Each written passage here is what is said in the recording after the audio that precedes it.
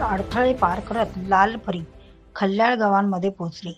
67 प्रवासी घेऊन परतत असताना सार्वजनिक बांधकाम विभागाचे वेधले लक्ष। पावसाळ्यापूर्वी सिनगाव ते गव्हाण रस्त्यावर साफसफाई न केल्याने लालपरी अडचणीत। महाराष्ट्र राज्य परिवहन मंडळाची लालपरी देऊळगाव राजा ते सिनगाव मार्गे खल्ल्याळ गव्हाण येथे गेली 15 वर्षापूर्वी येत होती। ती पण बुलढाणा जिल्ह्यातून प्रवासी सेवा देणारा तिसरा मार्ग म्हणून नावलौकिक होता। या रस्त्यावर डोईफोडेवाडी, पांगरी, सिनगाव, जहांगीर, खल्ल्याळ, गव्हाण ही महत्त्वाची गावे आहेत। तरी पण 15 वर्षापासून लालपरी बेपत्ता झाली होती।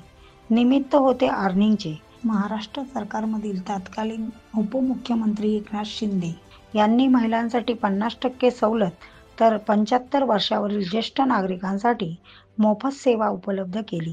तेव्हापासून या सेवेचा लाभ या रूटवरील प्रवाशांना मिळत नव्हता। परिणामी खासगी टमटम मात्र जोरात सुरू होते।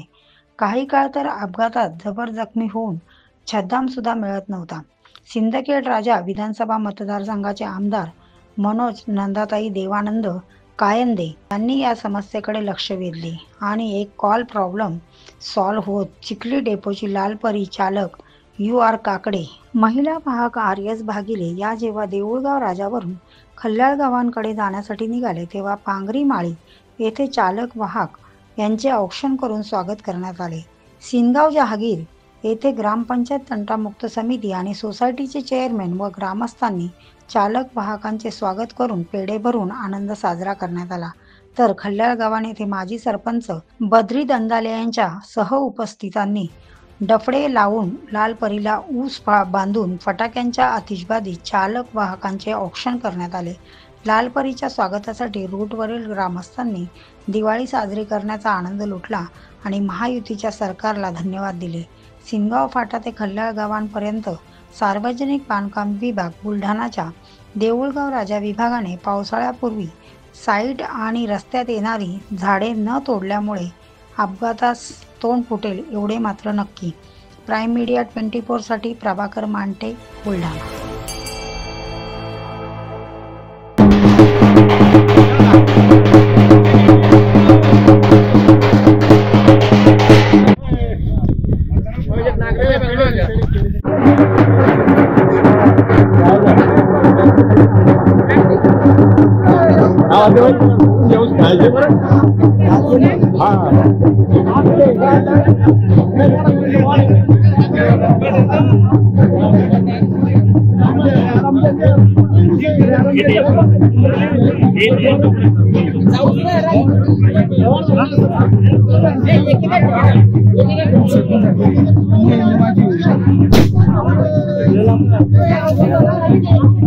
अरे बोरी बांधून टाकली रे।